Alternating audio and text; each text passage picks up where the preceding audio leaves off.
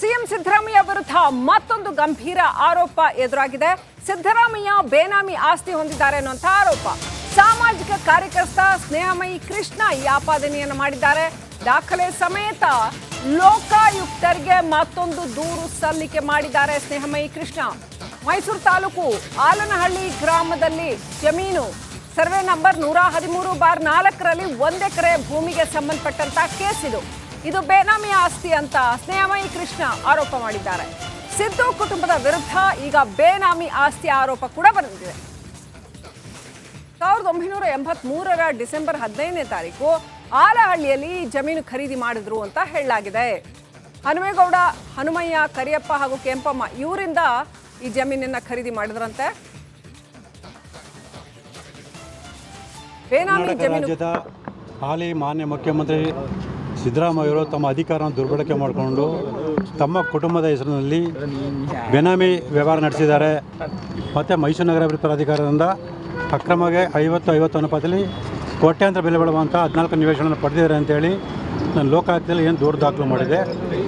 ಇದುವರೆಗಿನ ತನಿಖೆಯ ಸಂದರ್ಭದಲ್ಲಿ ಮತ್ತು ಸ್ವತಃ ಸಿದ್ದರಾಮಯ್ಯನವರು ಅವ್ರ ಮಗ ಯತೀಂದ್ರ ಸಿದ್ದರಾಮಯ್ಯನವರು ಸಾರ್ವಜನಿಕವಾಗಿ ಹೇಳಿದ ಹೇಳಿಕೆಗಳನ್ನು ಗಮನಿಸಿದಾಗ ಏನು ಕೆಸರೆ ಗ್ರಾಮದ ಸರ್ವೆ ನಂಬರ್ 464ರ 3.16 ಎಕರೆ ಜಮೀನು ಅರಿಶಿನ ಕುಂಕುಮಕ್ಕೆ ತವರು ಮನೆಯಿಂದ ಮಲ್ಲಿಕಾರ್ಜುನ ಸ್ವಾಮಿಯವರು ದಾನಪತ್ರ ಮೂಲಕ ಕೊಟ್ಟಿದ್ದರು ಅಂತೇಳಿ ಹೇಳಿಕೆಯನ್ನು ಕೊಟ್ಟು ಬಂದರು.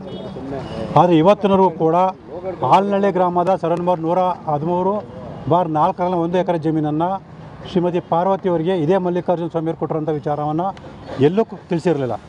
ಇವತ್ತು ನನಗೆ ದೊರೆತ ಸಾಮಾಜಿಕ ಜಾಲತಾಣ ಮೂಲಕ ನನಗೆ ದೊರೆತ ದಾಖಲೆಯನ್ನು ಗಮನಿಸಿದಾಗ ಆಲನಹಳ್ಳಿ ಗ್ರಾಮದ ಸರ್ವೆ ನಂಬರ್ 113/4ರಲ್ಲಿನ 1 ಎಕರೆ ಜಮೀನನ್ನು 1983ರಲ್ಲಿ ಇದೇ ಮಲ್ಲಿಕಾರ್ಜುನ ಸ್ವಾಮಿಯವರು ಖರೀದಿ ಮಾಡಿದ್ದಾರೆ.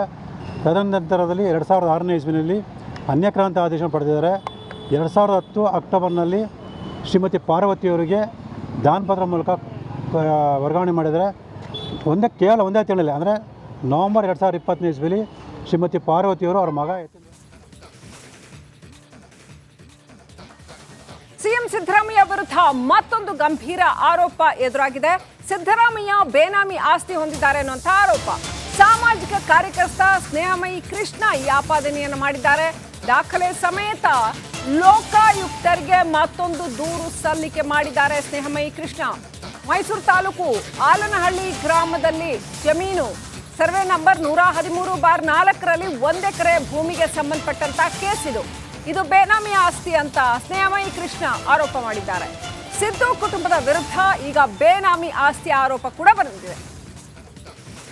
1983ರ ಡಿಸೆಂಬರ್ 15ನೇ ತಾರೀಕು ಆಲಹಳ್ಳಿಯಲ್ಲಿ ಜಮೀನು ಖರೀದಿ ಮಾಡಿದ್ರು ಅಂತ ಹೇಳಲಾಗಿದೆ.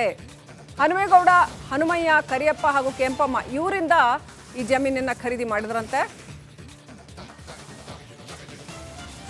ಬೇನಾಮಿ ಜಮೀನು ಹಾಲಿ ಮಾನ್ಯ ಮುಖ್ಯಮಂತ್ರಿ ಸಿದ್ದರಾಮಯ್ಯವರು ತಮ್ಮ ಅಧಿಕಾರವನ್ನು ದುರ್ಬಳಕೆ ಮಾಡಿಕೊಂಡು ತಮ್ಮ ಕುಟುಂಬದ ಹೆಸರಿನಲ್ಲಿ ಬೇನಾಮಿ ವ್ಯವಹಾರ ನಡೆಸಿದ್ದಾರೆ.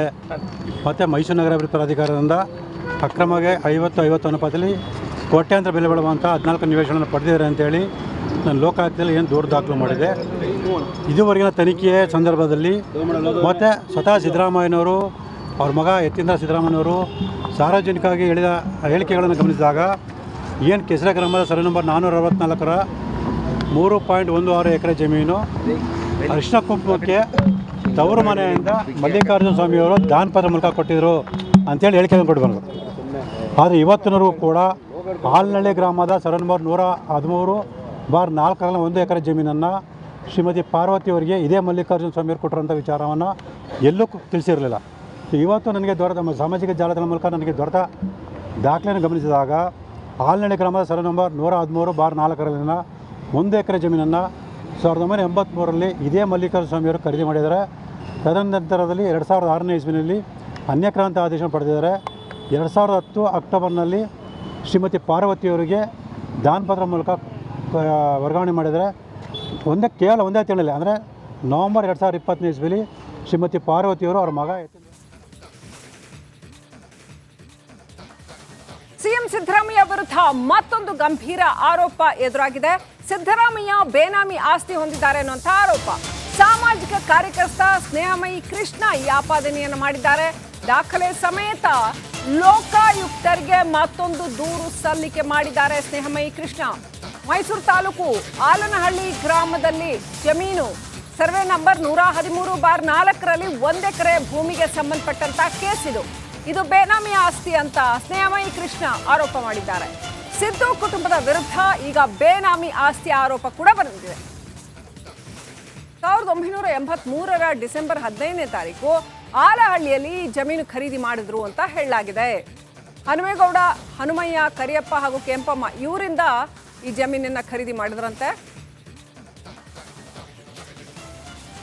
ಬೇನಾಮಿ ಜಮೀನು ರಾಜ್ಯದ ಹಾಲಿ ಮಾನ್ಯ ಮುಖ್ಯಮಂತ್ರಿ ಸಿದ್ದರಾಮಯ್ಯವರು ತಮ್ಮ ಅಧಿಕಾರವನ್ನು ದುರ್ಬಳಕೆ ಮಾಡಿಕೊಂಡು ತಮ್ಮ ಕುಟುಂಬದ ಹೆಸರಿನಲ್ಲಿ ಬೇನಾಮಿ ವ್ಯವಹಾರ ನಡೆಸಿದ್ದಾರೆ. ಮತ್ತು ಮೈಸೂರು ನಗರಾಭಿವೃದ್ಧಿ ಪ್ರಾಧಿಕಾರದಿಂದ ಅಕ್ರಮಗೆ 50-50 ಅನುಪಾತದಲ್ಲಿ ಕೋಟ್ಯಾಂತರ ಬೆಲೆ ಬಾಳುವಂಥ 14 ನಿವೇಶನವನ್ನು ಪಡೆದಿದ್ದಾರೆ ಅಂತೇಳಿ ನಾನು ಲೋಕಾಯುಕ್ತದಲ್ಲಿ ಏನು ದೂರು ದಾಖಲು ಮಾಡಿದೆ.